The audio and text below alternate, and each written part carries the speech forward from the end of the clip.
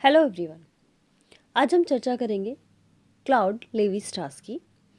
लेकिन लेवी स्ट्रास को पढ़ने से पहले हमें संरचना सिद्धांत के बारे में जानना होगा, क्योंकि संरचना सिद्धांत स्ट्रक्चरल थ्योरी तुम्हारे सिलेबस में भी है और अगर हम इसको समझ कर चलेंगे तो हमें लेवी स्ट्रास और पीटर बोर्दियू को पढ़ना और भी आसान रहेगा। जैसा कि ये बुक है उच्चतर समाजशास्त्रीय सिद्धांत, यहाँ से ये मैंने टॉपिक लिया है, तो इसके रेफरेंस में उच्चतर समाजशास्त्रीय सिद्धांत बुक है एस एल दोषी और MS त्रिवेदी की। ठीक है, स्टार्ट करते हैं संरचना सिद्धांत। इसमें संरचना सिद्धांत इतने इजी वे में दिया गया है, इतना इजी तरीके से दिया गया है कि आप एक बार सुन भी लोगे तो आप संरचना को कभी नहीं भूलोगे। स्टार्ट करते हैं। अगर वीडियो क्वालिटी ख़राब आ रही हो तो इसकी PDF आपको जो टेलीग्राम ग्रुप है उसमें मिल जाएगी, अदरवाइज़ मैं आपके व्हाट्सएप ग्रुप पे भी सेंड कर दूंगी इसको, वहाँ से आप इसकी PDF देख लेना।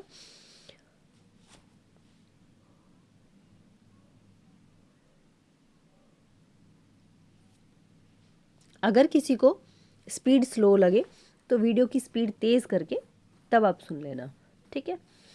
और वीडियो की क्वालिटी 720 करेंगे या 480 करेंगे तो भी अच्छे से आपको वो क्लियर दिखाई देगी। चलो स्टार्ट करते हैं। जैसा कि बुक में दिया गया है हम उसी तरीके से स्टार्ट करेंगे बिल्कुल, क्योंकि इसमें बहुत ईजी वे में दिया है। शहर के एक छोर पर विश्वविद्यालय परिसर है, ठीक है। शहर के एक साइड विश्वविद्यालय परिसर है, विश्वविद्यालय है। विश्वविद्यालय का भवन आकर्षक और आलीशान है। इसके बड़े बड़े दरवाजे और खिड़कियां हैं। सेमिनार कक्ष अलग है, मतलब कि पृथक है। ऑडिटोरियम लुभावना है, लेकिन कुछ कमरे ऐसे हैं जहां दरवाजे बहुत संकरे हैं, संकरे मतलब छोटे हैं, और खिड़कियां बहुत बड़ी हैं। कहीं कमरों के अंदर छोटे आले हैं और कहीं बहुत बड़े बेतुके जो अच्छे ना लगने वाले हों। विश्वविद्यालय भवन की इस बनावट को संरचना कहेंगे, ठीक है, कि वो किस तरीके से बना हुआ है वो संरचना कहलाएगा। ठीक इसी तरह सामाजिक संरचना भी होती है। समाज के सदस्यों के संबंध विभिन्न भावनाओं से बंधे होते हैं। समाज के सदस्य जो हम लोग होते हैं, हमारे संबंध अनेक भावनाओं से बंधे होते हैं। चाचा, ताई, ताऊ, बुआ, मामा, पापा, मम्मा, दादा, दादी, इस तरह के रिलेशन संबंध पाए जाते हैं। प्रोफेसर और विद्यार्थियों के अंत्यक्रियाएं होती हैं, के बीच अंत्यक्रियाएं होती हैं। दुकान ग्राहक की अंत्यक्रियाएं होती हैं। इस तरह से संपूर्ण सामाजिक जीवन सामाजिक संबंधों का ताना बाना है, ठीक है, एक दूसरे से मिलकर बना है। ये सारी चीज़ें लिखने के लिए नहीं बल्कि समझने के लिए होती हैं। जो आप समझ जाओगे, समझने के आधार पर आप इसका आंसर लिखना। इन संबंधों को नियंत्रित करने के लिए मानक मूल्य हैं, सांस्कृतिक विरासत है, एक प्रकट या प्रच्छन्न विचारधारा है।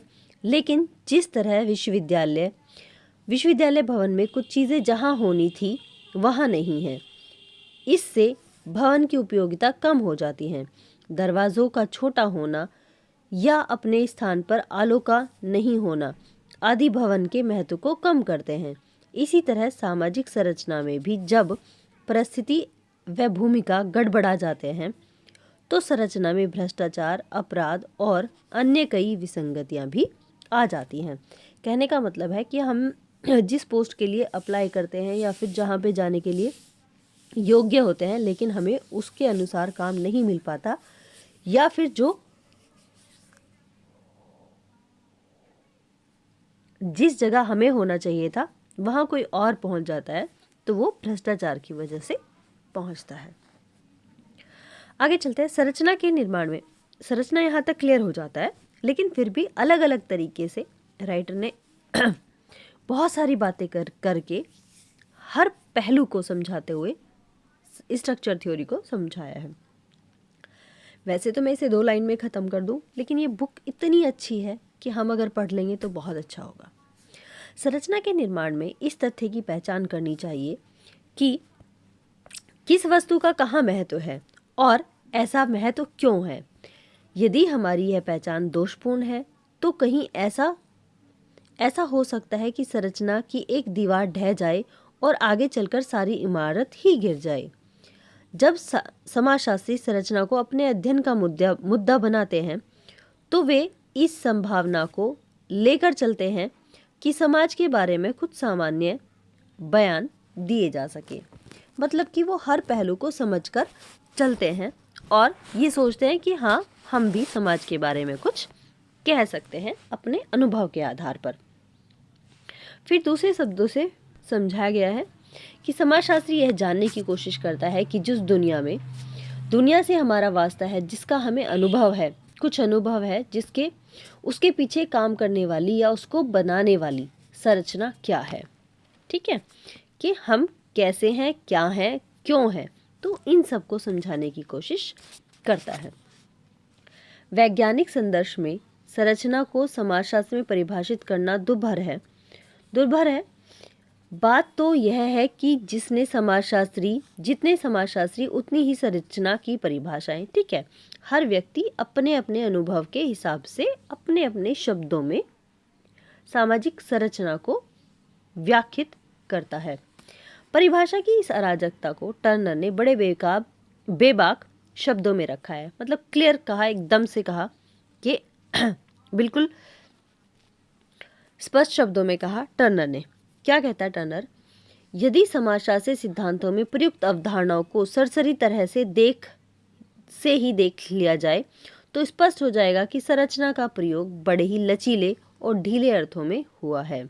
मतलब कि कोई कुछ कह गया, कोई कुछ कह गया, किसी ने कुछ कह दिया, किसी ने कुछ कह दिया। संरचना के पर्यायवाची के रूप में समाजशास्त्रियों ने खुलकर सामाजिक व्यवस्था, संस्था, इपेरेटिवली कोऑर्डिनेटेड एसोसिएशन IAC तथा संगठनात्मक व्यवस्था का प्रयोग किया है।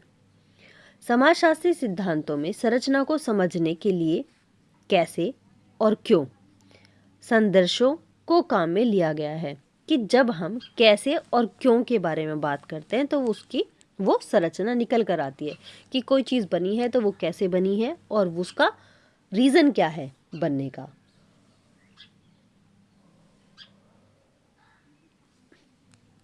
कि कोई काम होना है तो वो क्यों होना है और क्यों का पता चल जाए कि और तो फिर वो कैसे होना है। टर्नर तो कहते हैं कि यह आश्चर्यजनक बात है कि जितना अधिक हम संरचना को परिभाषित करने का प्रयत्न करते हैं, संरचना उतनी ही अधिक अस्पष्ट होती जाती है। कितने विस्मय की बात है जब आज समाजशास्त्री सैद्धांतिकरण को किसी प्रकल्प मतलब कि प्रोजेक्ट्स की तरह विकसित कर रहे हैं तो संरचना की अवधारणा उतनी ही अधिक मनमानी हो रही है। आगे चलते हैं। संरचना के विश्लेषण में जितने भी उपागम समाजशास्त्र में अपनाए जा रहे हैं लगभग सभी उदार मतलब कि सभी और ज़्यादा लचीले हैं। संरचना की व्याख्या करते हुए निश्चित रूप से कहा जाता है कि इसकी जड़ें समाज विज्ञान के अकादमिक इतिहास में हैं। फ्रांसीसी संरचनावादियों ने मार्क्स की कृतियों में संरचनावाद देखा है। जब मार्क्स वर्गों की व्याख्या करते हैं तो उनका कहना है कि किसी भी सामाजिक संरचना में उत्पादन के स्रोत थोड़े होते हैं, अतः उनका बंटवारा समान नहीं हो सकता, परिणाम स्वरूप वर्ग व्यवस्था बनती है। तो इसके उदाहरण के रूप में कार्ल मार्क्स का जो वर्ग है उसमें भी वर्ग संरचना है, थ्योरी ऑफ क्लासिफिकेशन है, उसमें भी सामाजिक संरचना को देखा गया है। तभी तो क्लासिफिकेशन हुआ। अभी क्या है,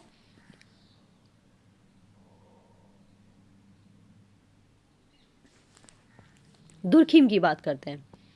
दुर्खीम का प्रत्यक्ष प्रभाव वर्तमान संरचना विश्लेषण में देखने को मिलता है। ठीक है, क्या कहते हैं दुर्खीम? प्रत्यक्ष प्रभाव वर्तमान संरचनात्मक विश्लेषण के जरिए हमें दिखाता है। फिर आते हैं लेवी स्ट्रास ने संरचनावाद की जो व्याख्या की है उस पर दुर्खीम का प्रभाव स्पष्ट देखा जा सकता है कि कहीं ना कहीं इससे मिलता है। संरचना की व्याख्या जिस तरह से आज की जा रही है इससे लगता है कि प्रकार्यवादियों संघर्ष सिद्धांतवेताओं और प्रतीकात्मक अंतःक्रियावादियों ने इस अवधारणा का प्रयोग विभिन्न संदर्भों में किया है। आगे चलते हैं संरचना का अर्थ। संरचना क्या है? टर्नर यह स्वीकार करते हैं कि समाजशास्त्री ने संरचना की अवधारणा को में अस्पष्टता होते हुए भी इसका प्रयोग बहुत बार किया है। ऐसी अवस्था में टर्नर का विचार है कि सामाजिक संरचना की परिभाषा का जो सार वह यह है कि इसमें सामाजिक अंतःक्रियाएं और सामाजिक संबंध होते हैं, कि सामाजिक अंतःक्रियाएं होती हैं, एक दूसरे से इंस्ट्रक्शन होता है और आपस में संबंध होते हैं जो लंबी अवधि तक चलते हैं। दूसरे शब्दों में व्यक्तियों और समूहों के बीच ही अंतःक्रियाएं, मतलब व्यक्ति और समूह के बीच ही अंतःक्रियाएं और सामाजिक संबंध जो समाज में प्राय चलते रहते हैं संरचना है। तो क्या कहते हैं टर्नर कहते हैं कि सामाजिक अंतःक्रियाएं और सामाजिक संबंध होते हैं जो कि लंबी अवधि तक चलते हैं, और इनको फिर क्या कहते हैं कि व्यक्ति होते हैं, समूह होते हैं और उनके बीच अंतःक्रियाएं होती हैं। लेकिन टर्नर की संरचना की यह परिभाषा यूरोप के संरचनावादियों को स्वीकार नहीं है। इन विचारकों का कहना है कि लोग जो कहते हैं कि जिस तरह वह सोचते हैं वही उनके व्यवहार को प्रभावित करता है, और संरचनावादी क्या कहते हैं कि जो भी व्यक्ति सोचता है वही उसके व्यवहार को प्रभावित करता है, कि जैसा हम सोचेंगे वैसा ही हम होंगे, वैसा ही हम काम करेंगे। अतः शब्द यानी भाषा और विचार ही सामाजिक संरचना की परिभाषा है।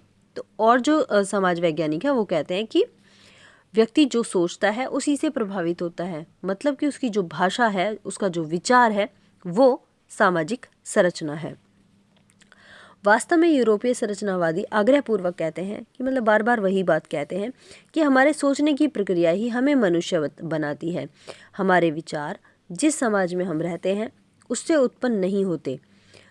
समाज जो कुछ है, जैसा ही उसका अस्तित्व है, वह हमारे विचारों एवं भाषा के परिणाम स्वरूप है। ठीक है, कि जो भी संरचनावादी है, यूरोपीय संरचनावादी है, वो कहते हैं कि जैसा हम सोचते हैं, जैसा हम करते हैं, समाज वैसा होता है, ना कि समाज जो करता है वो हम होते हैं। आगे चलते हैं। रूथ वेलिस और एल्सन वुल्फ क्या कहते हैं? सामाजिक संरचना को कुछ दूसरी तरह से देखते हैं। उनका कहना है कि संरचनावाद वह सिद्धांत है। रूथ वेलिस और एल्सन वुल्फ क्या कहते हैं कि संरचनावाद वह सिद्धांत है जिसमें समाज के बारे में सामान्य बयान दिए जाते हैं, मतलब कि नॉर्मली सारी चीज़ें कही जाती हैं।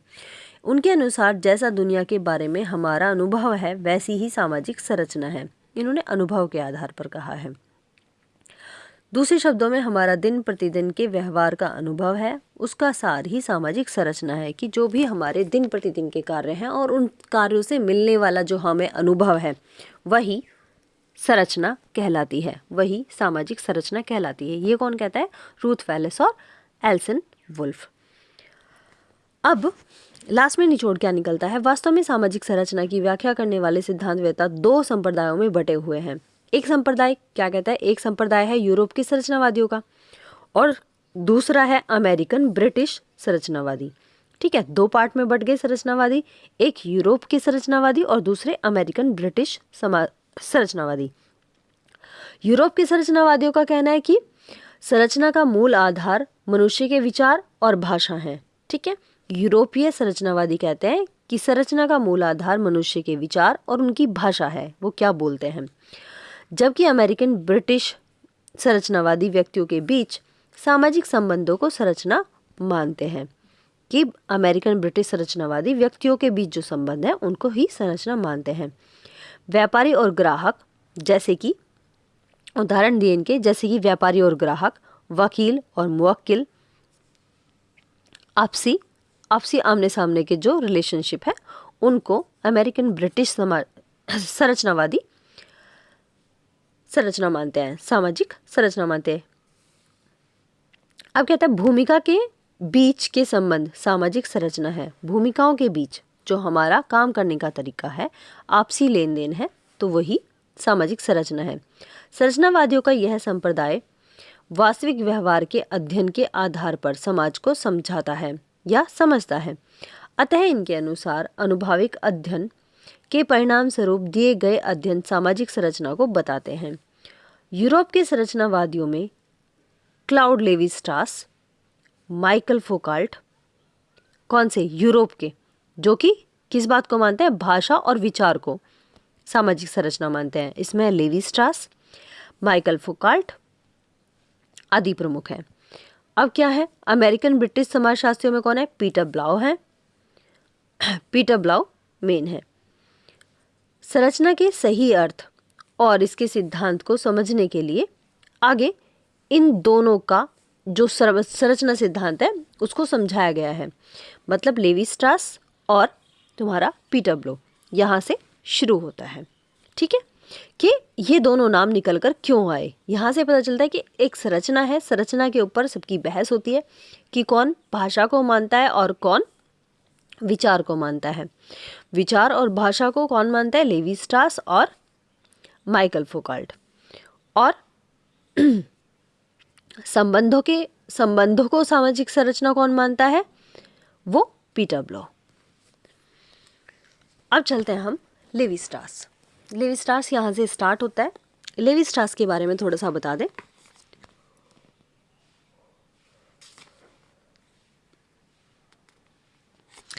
लेवी स्ट्रास का बर्थ 1908 में हुआ, इनकी मृत्यु 2009 में हुई। जन्म इनका फ्रांस में है। फ्रांसीसी मानव विज्ञानी और नस्ल विज्ञानी ने कहा जाता है। जेम्स फ्रेजर से ये अधिक प्रभावित हुए और आधुनिक मानव विज्ञान का पिता इन्हें जेम्स फ्रेजर के साथ कहा जाता है। जेम्स फ्रेजर और लेवी स्ट्रास को आधुनिक मानव विज्ञान का पिता कहा जाता है। इनकी शिक्षा पेरिस विश्वविद्यालय से हुई और इनके मेन टॉपिक्स हैं संरचनात्मक मानव विज्ञान, मिथक और रिश्तेदारी, और भाषा विज्ञान की तो बात कर ही रहे हैं। ठीक है, इनके बारे में इन्होंने बात की। मेन जो बुक्स हैं इनकी प्रमुख पुस्तकें हैं इनकी 1949 में है the elementary structure of kinship. Elementary structures of kinship. ठीक है, और दूसरी है myth and mania, the savage mind, structure anthropology. ये 4 बुक इनकी बहुत ही ज़्यादा इम्पोर्टेंट है। The elementary structure of kinship 1949 में, मिथ एंड मानिया ये है 1978 में, द सेवेज माइंड 1962 और स्ट्रक्चर एंथ्रोपोलॉजी ये है 1966 में। अब बढ़ते हैं बुक की ओर। बुक क्या कहती है? यदि अमेरिका और तीसरी दुनिया का कोई समाजशास्त्री फ्रांस में विकसित हुए संरचनावादी साहित्य को देखे तो वह आश्चर्य में आ जाएगा कि यहाँ तो संरचनावाद का मतलब शब्दों से है, भाषा से है। निश्चित रूप से संरचनावाद की इस तरह की व्याख्या अमेरिका एवं ब्रिटेन से एकदम भिन्न है, बिल्कुल अलग है, क्योंकि वहाँ संरचना की व्याख्या उपागम मतलब कि अनुभव पर आधारित है। अमेरिका में अमेरिकी और ब्रिटिश जो संरचनावादी हैं उन्होंने क्या कहा? उन्होंने अनुभव पर आधारित बताया सामाजिक संरचना को, जबकि यूरोप संरचनावादियों ने इसे भाषा पर आधारित बताया, विचारों पर आधारित बताया। लेवी स्ट्रास राष्ट्रीयता की दृष्टि से फ्रांसीसी हैं। 1949 में उनकी क्लासिकल पुस्तक the elementary structures of kinship प्रकाशित हुई। यद्यपि इस पुस्तक में स्ट्रास ने चचेरे, फुफेरे, भाई बहनों के विवाह की चर्चा की। इस बुक में किसकी चर्चा की गई? फुफेरे, ममेरे, चचेरे, भाई बहनों की विवाह की चर्चा की गई। बार बार वे समाज की सुदृढ़ता की भी चर्चा करते हैं। इस पुस्तक के विश्लेषण में स्ट्रास का निष्कर्ष है, इस पुस्तक में जब बताता है स्ट्रास निष्कर्ष देता है कि भाषा विज्ञान द्वारा सामाजिक संरचना का विश्लेषण अधिक गहरा और स्पष्ट हो जाता है। भाषा विज्ञान द्वारा सामाजिक संरचना का विश्लेषण अधिक गहरा हो जाता है। कि भाषा से सामाजिक संरचना का अगर हम विश्लेषण करते हैं तो वो स्पष्ट निकल कर आता है। स्ट्रास का जन्म फ्रांस के एक कस्बे 1908 में हुआ था। फ्रांस के एक कस्बे में ब्रुसेल्स, बेल्जियम में हुआ था 1908 में। उनके पिता बहुत अच्छे कलाकार थे। स्ट्रास ब्राजील के एक विश्वविद्यालय में समाजशास्त्र के प्रोफेसर बने। यहीं से उन्होंने ब्राजील के तटवर्ती इलाकों में मानवीय शास्त्र का अध्ययन किया। बीच की अवधि में 1939-40 स्ट्रास ने सेना में भी नौकरी की। अच्छा जी। ब्राजील से न्यूयॉर्क में न्यू स्कूल में अध्यापन के लिए आए। वे 1949 में पुनः फ्रांस आ गए। अगले वर्ष में पेरिस विश्वविद्यालय में सामाजिक अध्ययन के निदेशक बन गए थे।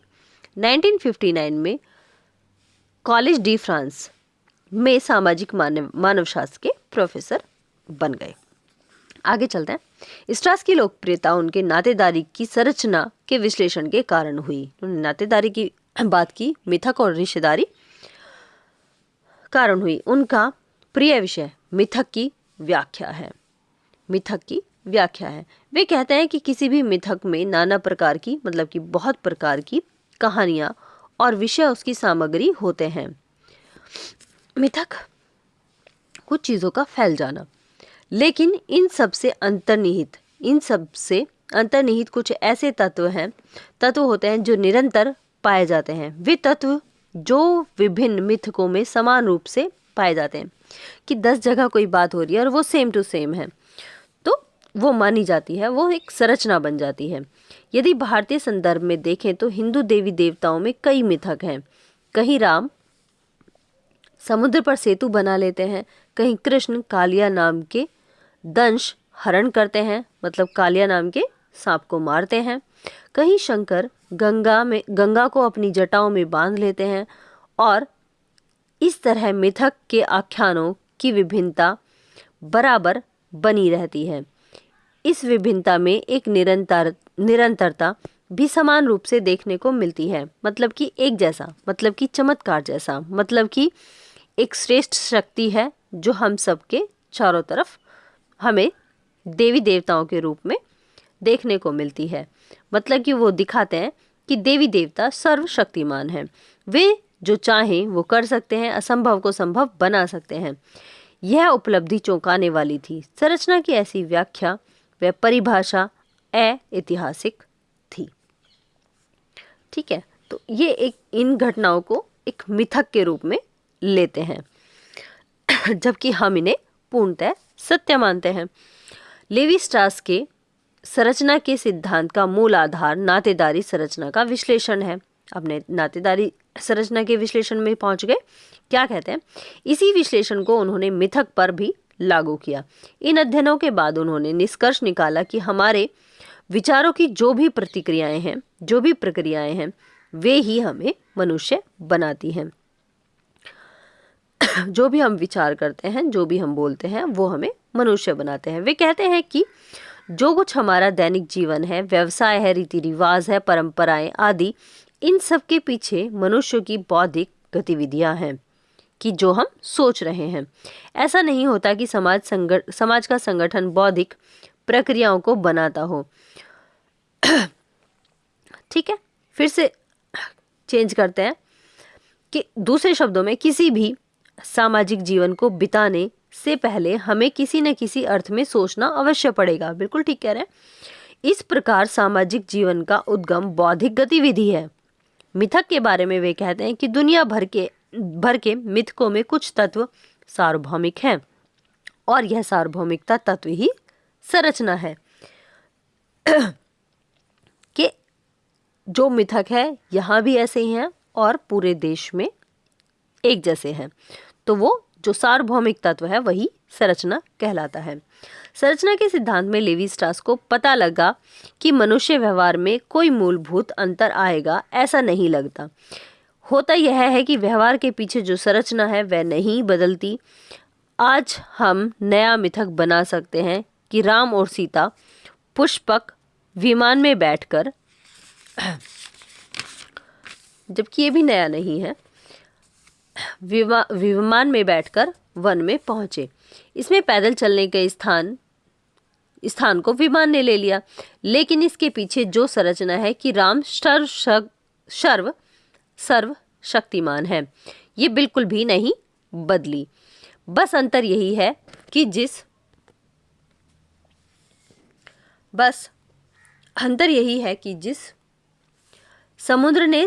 राम ने समुद्र को बांधा, उन्होंने ही पुष्पक विमान को भी उड़ाया।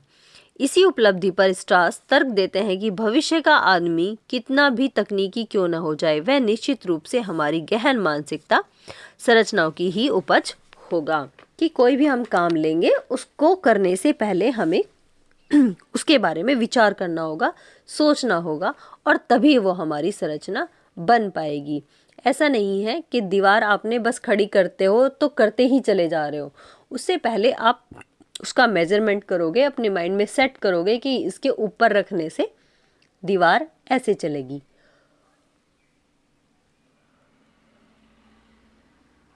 महिलाएं कोई भी स्वेटर बुनती हैं तो उसके लिए वो तैयारी करती हैं कि किस में कौन सा कुंदा कहाँ डालने से किस तरह का डिज़ाइन बनेगा। उसी तरह से मकान की संरचना है, उसी तरह से हमारे किसी भी काम को करने की संरचना है, चाहे कोई भी काम हो। वास्तव में लेवी स्ट्रास अपने सिद्धांत की प्रेरणा भाषा वैज्ञानिकों से लेते हैं। अब भाषा की बात आ गई, भाषा वैज्ञानिकों से लेते हैं। वे कहते हैं कि वस्तुओं के घटने का कारण भाषा और उनकी अवधारणाएं हैं। कभी भी भाषा वस्तुओं का परिणाम नहीं होती, भाषा वस्तुओं का परिणाम नहीं होती। इसी कारण है कि हम भाषा के माध्यम से वस्तुओं व अपने आप को समझते हैं। स्ट्रास की तरह नोम चोम्स्की, जो भाषा वैज्ञानिक हैं, कहते हैं कि प्रत्येक भाषा में एक गहन व्याकरण होती है जिससे सभी भाषाएं सहमत होती हैं। इसका अर्थ यह हुआ कि दुनिया भर की भाषाओं में कुछ न कुछ ऐसे शब्द होते हैं जो दुनिया के बारे में हमें जानकारी देते हैं, जो दुनिया के बारे में हमें बताते हैं। इन भाषाओं में जो अंतर्निहित संरचना है, उसकी पहचान अगर हम कर पाएं तो हमें एकदम पता लग जाएगा कि मनुष्य जाति कैसी है। ठीक है, कि जो संरचना में अंतर्निहित शब्द हैं या पद हैं या फिर उनकी क्रियाएं हैं, यदि हमें उनका पता लग जाए तो वो मनुष्य जाति कैसी है, हम उसका पता लगा पाएंगे। उदाहरण के लिए हम किसी भी भाषा को लें जिसमें कर्ता के लिए कोई न कोई शब्द होता है, इसी तरह से क्रिया के लिए भी निश्चित शब्द होते हैं। हिंदी में कर्ता के लिए हम या मैं है, तो अंग्रेजी में वी या आई। यदि खोज करें तो प्रत्येक भाषा में कर्ता और क्रिया के लिए निश्चित शब्द होते हैं। ये शब्द ही संरचना है। संरचना शब्द ही तो बनाएंगे, क्योंकि संरचना एकाएक नहीं बदलती। इसी कारण स्ट्रास मार्क्स के सिद्धांत को क्रांतिकारी नहीं मानते। सीधे ये स्ट्रास जो है वो मार्क्स के सिद्धांत की आलोचना करते हैं। मार्क्स वर्ग संघर्ष की कितनी ही व्याख्या कर लें, लेकिन यह लीपापोती ही होगी। सीधे शब्दों में मार्क्स के वर्ग संघर्ष को लीपापोती बताते हैं स्ट्रास, क्योंकि जिस शब्दावली का लोग प्रयोग करते हैं उसकी संरचना में परिवर्तन नहीं है, उससे संरचना में कोई परिवर्तन नहीं होता। लेवी स्ट्रास के इसी उपागम के कारण उन्हें मार्क्स विरोधी भी कहा जाता है। कहा ही जाएगा, जब मार्क्स के वर्ग संघर्ष के सिद्धांत को वो लीपापोती कहेंगे तो आलोचक सीधे होते ही हैं। अब क्या निकलता है, निष्कर्ष निकलता है लेवी स्ट्रास का कि लेवी स्ट्रास ने अब तक क्या कहा, क्या किया। आप एक पैराग्राफ में भी इसको समझ सकते हैं। लेवी स्ट्रास एक जटिल संरचनावादी कहे जाते हैं, बिल्कुल कहे जाएंगे। उनका सिद्धांत मानव शास्त्रियों में पूरी गंभीरता के साथ लिया जाता है। यह सब होने पर भी समाज वैज्ञानिक उनके सिद्धांतों को संदेह की दृष्टि से देखते हैं। मतलब इतना बोलने के बाद भी इसमें कुछ ना कुछ संदेह रह जाता है। समाज वैज्ञानिकों का कहना है कि स्ट्रास ने न केवल हाथ की सफाई बताई है, अपनी व्याख्या में उन्होंने कहीं भी भद्दे तथ्यों को स्थान नहीं दिया। वे उनकी उपेक्षा करते हैं। इस आलोचना के होते हुए भी यह निश्चित है कि स्ट्रास के विश्लेषण में कई महत्वपूर्ण तथ्य निहित है। बिल्कुल सही कहते हैं वो, भाषा के बारे में भी और विचार के बारे में भी। स्ट्रास ने संस्कृतिवाद को अपनी चरम सीमा पर पहुंचा दिया। उन्होंने विभिन्न समाजों में पाए जाने वाले सार्वभौमिकों की पहचान की। स्ट्रास के इस योगदान का प्रभाव अन्य समाज विज्ञानों पर भी देखने को मिलता है। तो यहाँ पर ये लेवी स्ट्रास का जो टॉपिक है या लेवी स्ट्रास जो है वो कंप्लीट हो जाते हैं। इसमें संरचना, मानव विज्ञान भी दिखाई दिया, मिथक और रिश्तेदारी भी दिखाई दी और भाषा विज्ञान भी इसी में कंप्लीट आपका हो जाता है। मेन थिंग्स और मैं बता देती हूँ दोबारा से। मार्क्स का जन्म 28 नवंबर 1908 को बुरसेल्ज, बेल्जियम, फ्रांस के एक यहूदी घराने में हुआ। लेवी स्ट्रास का पूरा नाम क्लॉड लेवी स्ट्रास है, जो कि फ्रांसीसी मानव विज्ञानी एवं नस्ल विज्ञानी है। जेम्स फ्रेजर के साथ इन्होंने, मतलब क्लॉड लेवी स्ट्रास और जेम्स फ्रेजर, इन दोनों को आधुनिक मानव विज्ञान का पिता कहा जाता है। इनकी शिक्षा पेरिस विश्वविद्यालय से हुई। इनका निधन 30 अक्टूबर 2009 को पेरिस, फ्रांस में हुआ। इनकी प्रमुख उपलब्धियां संरचना, मानव विज्ञान, मिथक और रिश्तेदारी है। मिथक और रिश्तेदारी, भाषा विज्ञान, ये भी है। फिर इनकी इंपॉर्टेंट बुक्स आ जाती हैं। बुक्स हैं the savage mind 1962, structure anthropology 1966, myth and mania, ये है 1978, और सबसे महत्वपूर्ण पुस्तक इनकी the elementary structure of kinship. कई बार कंफ्यूजन होता है। द एलिमेंट्री स्ट्रक्चर ऑफ करके एक बुक है दुर्खीम की, और इनकी है the elementary structure of kingship. इन सभी को ध्यान रखना, और अगर कुछ कमी रही हो तो वो भी बताना। कुछ और पूछना है तो भी कमेंट कर सकते हो बच्चों। और चलो इसको अच्छे से देख लेना, ठीक है। अगर इसकी PDF चाहिए तो मुझे मैसेज कर देना, या फिर टेलीग्राम ग्रुप में ज्वाइन कर लेना, वहाँ पे मैं भेज दूँगी। तुम्हारे व्हाट्सएप ग्रुप पे भी भेज दूँगी, ठीक है। कल मौसम ख़राब था इसलिए वो क्लास नहीं चल पाई थी, इसलिए मैंने तुम्हारी ये वीडियो जनरेट की है। Okay, all the best. एक वीडियो में भी मैंने देखा था, किसी बच्चे ने कमेंट भी किया था लेवी स्ट्रास के लिए। ठीक है भाई, देख लेना। लेवी स्ट्रास मैंने कर दी है कंप्लीट। हाँ, बताना कितना समझ आया कितना नहीं। Take care, all the best.